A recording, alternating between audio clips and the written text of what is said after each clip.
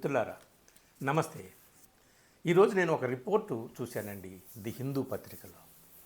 ఆ రిపోర్టు చూసిన తర్వాత ఎంత భయం కలిగిందంటే దాని గురించి వెంటనే మీతో షేర్ చేసుకోవాలని ఈ వీడియో చేయడానికి కూర్చున్నాను. అదేమిటంటే ఢిల్లీలో వాయు కాలుష్యం ఏ రేంజ్కి పెరిగిందంటే అక్కడ ఇక ప్రజలు ఉండలేము, ఇక్కడ నుంచి వేరే వేరే వేరే వేరే నివాసయోగ్యమైనటువంటి సిటీస్కి వెళ్ళిపోదాము అని నిర్ణయించుకొని వలసలు ప్రారంభించారు. ఇప్పుడు కాదు, 5-6 ఏళ్ల క్రితమే మొదలైంది. ఎయిర్ పొల్యూషన్ ఎగ్జోడస్ అంటాం అన్నమాట. అంటే వాయు కాలుష్య వలసలు ప్రారంభమైపోయాయి అని చెప్పేటటువంటి ఇదిగోండి, good bye Delhi, good bye Delhi full page, 2 పేజీల దగ్గర ఇది ఈ రిపోర్టు. ఈ రిపోర్టులో ఉన్నటువంటి విషయాల గురించి మాట్లాడుకుందాం. ఢిల్లీలో వాయు కాలుష్యం ఉంటే అక్కడ ప్రజలు ఎక్కడికో పారిపోతుంటే పలాయనం చెత్తగిస్తుంటే నీకెందుకు రా బాబు అని మీరు అనవచ్చు.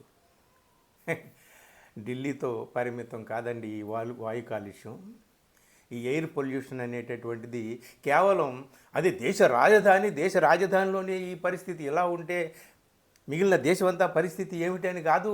అసలు దేశంలో ఉన్నటువంటి ఇతర సిటీస్లో కూడా పరిస్థితి ఏమంతా బాగోలేదు. అవి కూడా నెమ్మదిగా ఢిల్లీలాగా మారిపోతున్నాయి.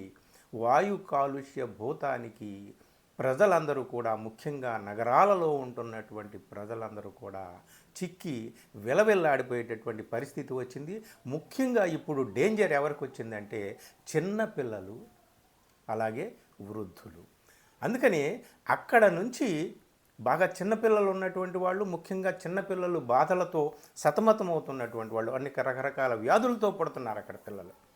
పుట్టడమే ఈ ఎయిర్ పొల్యూషన్ కారణంగా వ్యాధులతో పుట్టడం, వాళ్ళు ఆ వ్యాధులతో సతమతం అవడం. పేరెంట్స్ కాస్త ఎఫోర్డ్ చేయగలిగినటువంటి పేరెంట్స్ ఏం చేస్తున్నారా అంటే, ఇద్దరు ఉద్యోగస్తులైనప్పటికీ కూడా సరే ఒక్కళ్ళకి ఉద్యోగం ఉన్నా సరే పర్వాలేదని చెప్పేసి వేరే సిటీస్కి కాస్త క్లీన్, నీట్, కాస్త కొంచెం పరిశుభ్రమైనటువంటి గాలి పీల్చుకునే అవకాశం ఎక్కడుందో అక్కడికి వెళ్ళిపోదామని నిర్ణయించుకున్నారండి.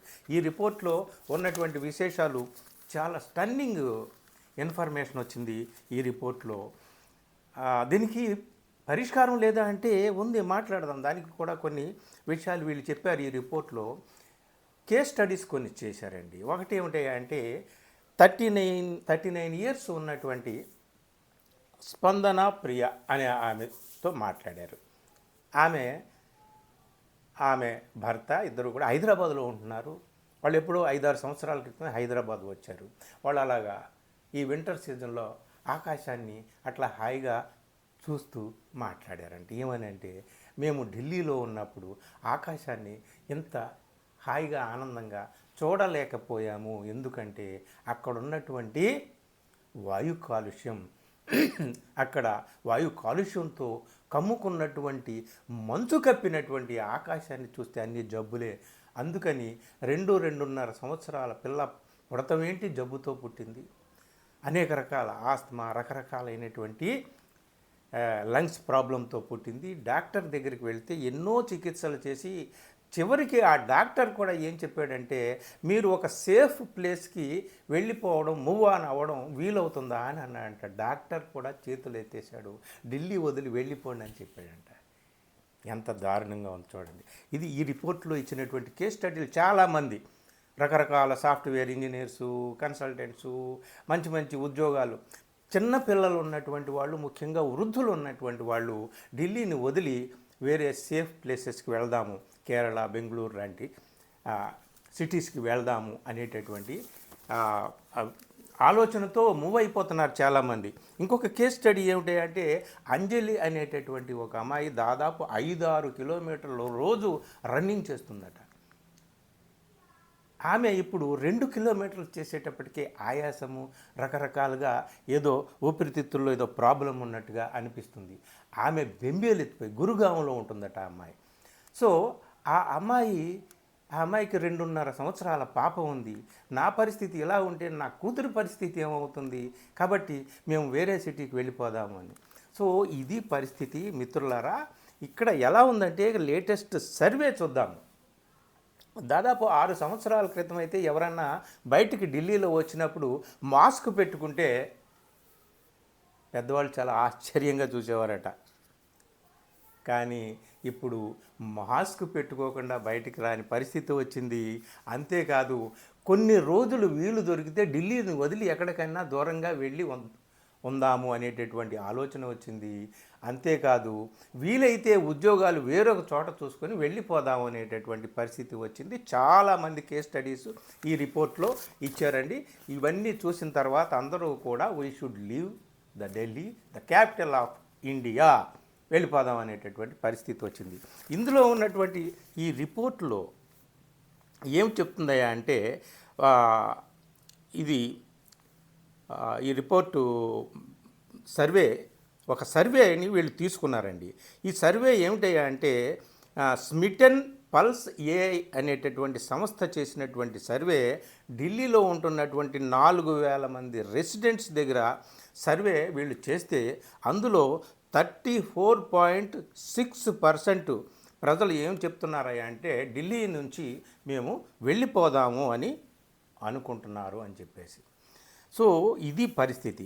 ఇంకొకటి ఏమిటయ్యా అంటే ఢిల్లీలో ఉన్నటువంటి అంటే ఈ సర్వే సంస్థలు సైంటిఫిక్ స్టడీలు చేసినటువంటి సైంటిస్టులు చెప్తున్నటువంటి మాటలు చూస్తే ఢిల్లీలో కానీ ఉన్నటువంటి వాళ్ళు కాస్త ఆరోగ్యవంతులు అయినప్పటికీ కూడా వాళ్ళ ఆయు ప్రమాణం దాదాపు 10 years తగ్గిపోతుంది అనేటటువంటిది ఒకటి. ఇది ఢిల్లీలో ఉన్నటువంటి వాయు కాలుష్య పరిమాణం అని చెప్తామే, అదేదో మెజర్మెంట్ ఉంటుంది, ఈ రేంజ్ వరకు ఉండాలి. అది దాటితే ఎలా ఉంటుంది అని అంటే అది ఎప్పుడో దాటిపోయింది. మొత్తం గ్లోబల్గానే వర్స్ట్ సిచ్యువేషన్ ఢిల్లీలో నెలకొందని చెప్పేసి చెప్తున్నారు. ఇతర రాష్ట్రాలు, ఇతర సిటీస్ మన నేషనల్ లెవెల్ కంటే కూడా 2 రెట్లు ఎక్కువగా ఢిల్లీలో ఉంది.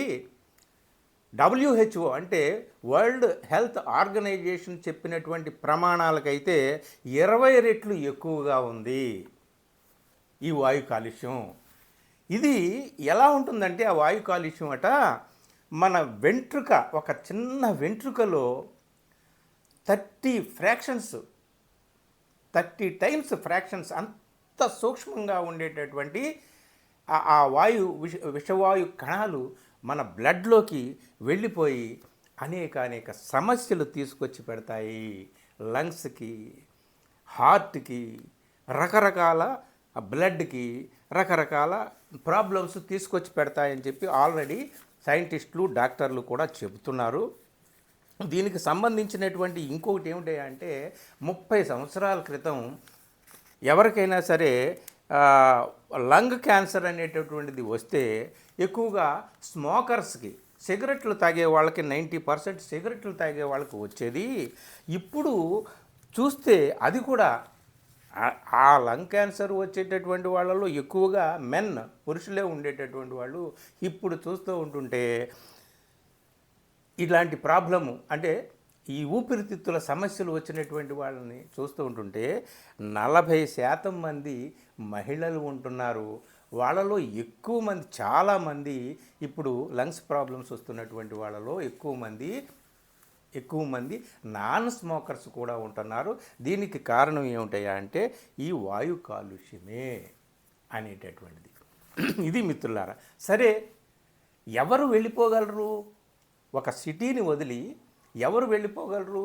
మంచి మంచి ఉద్యోగాలు చేస్తున్నటువంటి వాళ్ళు, భార్యాభర్తలు చేస్తున్నటువంటి వాళ్ళు, ఒకళ్ళకి ఉద్యోగం వచ్చినా సరే ఏ కేరళను, బెంగళూరు, మద్రాసు వెళ్ళిపోగలరు. అంతేగాని పొట్ట చేత పట్టుకొని అక్కడికి బ్రతకడం కోసం వెళ్ళినటువంటి వాళ్ళు వెళ్ళిపోగలరా? మొత్తం ఢిల్లీ అంతా కూడా చివరికి ఎలా మారిపోతుంది అంటే ఒక గ్యాస్ ఛాంబర్ లాగా మారిపోతుంది. ఒక గ్యాస్ ఛాంబర్ లాగా. మనం 2వ ప్రపంచ యుద్ధ కాలంలో ఆ జర్మన్ నియంతలు ప్రజల్ని గ్యాస్ ఛాంబర్లో పెట్టి ఎలాగ కాల్చి చంపేశారు చూడండి. ఇది మ్యాన్ మేడ్ గ్యాస్ ఛాంబర్, మృత్యు కుహరం.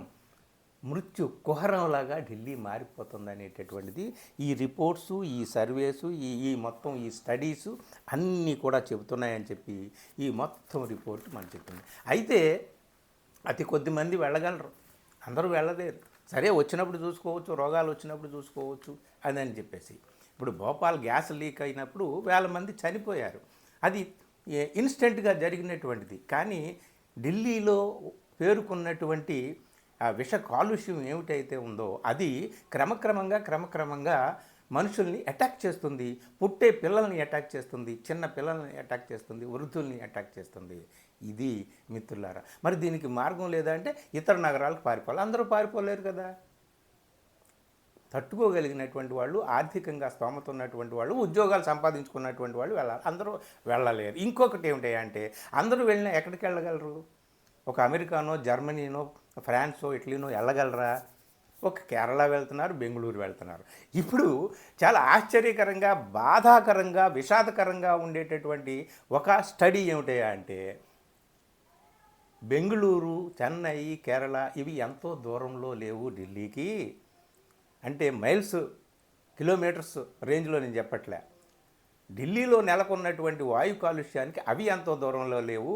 అవి ఇంతకుముందు 15-20 సంవత్సరాల క్రితం ఎంత క్లీన్ అండ్ నీట్ పరిశుభ్రమైనటువంటి గాలినిచ్చే సిటీస్లా ఉండేవో బెంగళూరు కానీ, కేరళ కానీ, చెన్నై కానీ ఇవి కూడా క్రమక్రమంగా కాలుష్యం కోరల్లో చిక్కుకుపోతున్నాయి. అక్కడ కూడా మనకి సేఫ్ ప్లేస్ దొరకదు, పరిశుభ్రమైన గాలి. మరి ఏం చేయాలయ్యా అంటే ప్రభుత్వాలు చర్యలు తీసుకోవాలి. దీనికి ఈ స్టడీలో బీజింగ్ అంటే చైనా వారు తీసుకున్నటువంటి కొన్ని చర్యల్ని చక్కగా వీళ్ళు ఇచ్చారనమాట. అంటే ర్యాపిడ్ గ్రోత్ ఉన్నటువంటి వెల్ డెవలప్డ్ కంట్రీస్ తమ సిటీస్లో ఇలాగా ఈ విష కాలుష్యం ప్రబలకుండా ఏమేమి చర్యలు తీసుకున్నారనేటటువంటిది మనం స్టడీ చేసి ఆ చర్యల్ని ఇక్కడ ఇంప్లిమెంట్ చేయడానికి ప్రయత్నించాలి. అది ఎవరు చేయాలి? ప్రభుత్వాలు చేయాలి. ఇప్పుడు మనం చైనాని తిట్టుకోవడమే తప్ప చైనా లాంటి వాళ్ళు ఏం చేస్తున్నారు, ఏమిటి, ఇట్లాంటి సమస్యలను ఎలా పరిష్కారం చేసుకున్నారు? ఎలక్ట్రిక్ వెహికల్స్ని పెంచుకుంటున్నారు. ఫ్యాక్టరీస్లో వాడేటటువంటి ఇంధనం, పరిశుభ్రమైనటువంటి ఇంధనం, క్లీన్గా ఉండేటటువంటి ఇంధనాన్ని ఎలా వాడాలి, అక్కడ ఉన్నటువంటి చెత్తని డిస్పోజ్ చేసేటటువంటి టెక్నాలజీని ఎలా డెవలప్ చేసుకున్నారు. మొత్తం ఈ పొల్యూషన్ని అరికట్టడానికి ఎన్నో చర్యలు తీసుకున్నారని బీజింగ్ మోడల్ అని చెప్పేసి ఇందులో చూడండి ఇక్కడ ఇచ్చారు. ఏది నేను స్వయంగా చెప్తున్నటువంటిది కాదు. అంటే మన శత్రు దేశమైనా సరే మనల్ని మనం రక్షించుకోవడానికి, శత్రువు నుంచి కాదు, ఈ విష కాలుష్యం నుంచి రక్షించుకోవడానికి మనం కొన్ని పాఠాలు నేర్చుకోవాలి. అది శత్రు దేశమా, మిత్ర దేశమా అనేటటువంటిది కాదు. సో ఇక్కడ మరి మన గవర్నమెంట్లు తీసుకోవాలి చర్యలు. గవర్నమెంట్లు చర్యలు తీసుకోకపోతే ఇవాళ ఢిల్లీ, రేపొద్దున మన హైదరాబాద్ ఏమంత సేఫెస్ట్ ప్లేస్ కాదు ఏ సిటీ కూడా.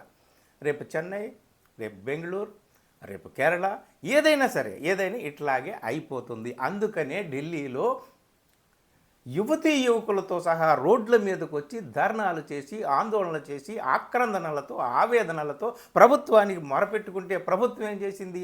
మేము అరికడతాం, అన్ని చర్యలు తీసుకుంటాం అని చెప్పాల్సినటువంటి ప్రభుత్వం పోలీసులని, భద్రతా బలగాలని వాడి వాళ్ళ మీద దమన నీతిని సాగించి వాళ్ళ ఉద్యమాల్ని అణిచివేసింది తప్ప ఈ పొల్యూషన్ని మేము అరికడతాము అనేటటువంటి భరోసా ఇచ్చేటటువంటి చర్యలు తీసుకున్న దాఖలాలు లేవు. ఇది మిత్రులారా, ఈ రిపోర్టు ఎందుకు భయపెట్టిందో ఇప్పుడు మీకైనా అర్థమై ఉంటుంది. ఈ రిపోర్టు హిందూ పత్రికలో ఈరోజు వచ్చింది. మీరు కూడా వీలైతే క్లియర్గా, డీటెయిల్డ్గా అన్ని విషయాలు ఉంటాయి. చాలా కేస్ స్టడీలు, చాలామందిని వీళ్ళు ఇంటర్వ్యూ చేశారు. అవన్నీ కూడా ఇందులో ఉన్నాయి, చదవండి. రిపోర్టే, స్టడీనే, సర్వేనే కానీ భయపెడుతుందండి. ఢిల్లీ వాసులనే కాదు, ఎక్కడో ఇక్కడ హైదరాబాదులో ఉన్న నన్ను, నాలాంటి మీ అందరినీ కూడా ఈ స్టడీ భయపెడుతుంది. ప్రభుత్వాలు ఇప్పటికైనా కళ్ళు తెరిచి చర్యలు తీసుకోవాలి. కళ్ళు తెరవకపోతే కళ్ళు తెరిపించేటట్టు ప్రజలు ఉద్యమించాలి. ఇప్పుడు ఉద్యమించకపోతే రేపు ఊపిరాడక చచ్చిపోయేటటువంటి పరిస్థితి వస్తుంది. ఎక్కడికి పారిపోతారు? ఒక నగరాన్ని వదిలి మరో నగరానికి వెళ్ళగలరు. అన్ని నగరాలు అదే పరిస్థితి అయితే ఎక్కడికి వెళ్తారు? అది ఈ స్టడీ మనల్ని జాగరూకం చేస్తుంది, చైతన్యం చేస్తుంది. మిత్రులారా, చదవండి, చదివి అర్థం చేసుకోండి. వీడియో నచ్చితే మిత్రులకు షేర్ చేయండి. Thank you.